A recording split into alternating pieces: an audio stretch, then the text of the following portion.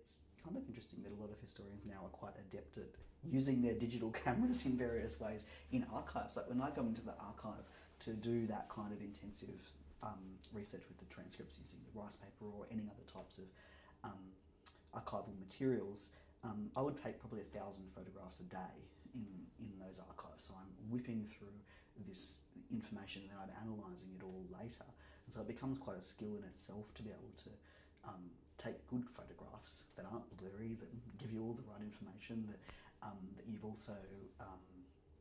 got all the information that you need from where each of those documents comes from, because it's quite easy to take a photograph at the time and then later come back and go, oh no, I've got no idea what box that came from. Something else that we often have to do in different archives, they historically they folded deposition statements in a range of different ways, and the most annoying way that they folded them was they got a piece of paper and they folded a third of it like this and then the other one on the top, and then over time, because the water has gone out of the paper, they're so hard to open, like so stiff to open, that you need to use a whole range of different weights, these little weights that you get at the archives to hold down the pieces of paper in order for you to take a photograph or even just read that material. Apparently machines out there, I've not actually seen one that blows the page for you, so you don't actually have to turn the page. I mean, I do still sometimes go to the archives, but the new possibilities of doing all this online research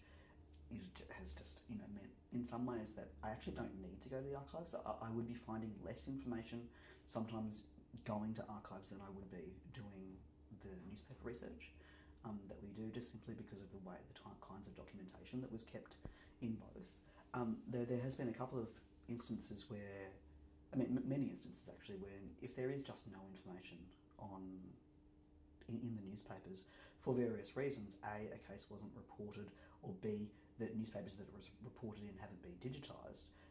then we do need to go to the archives to find the details on those cases. I think if you were just looking at units rather than people, things are lost of people's experiences. But I tend to use big scale trends and then I explain them by smaller case studies,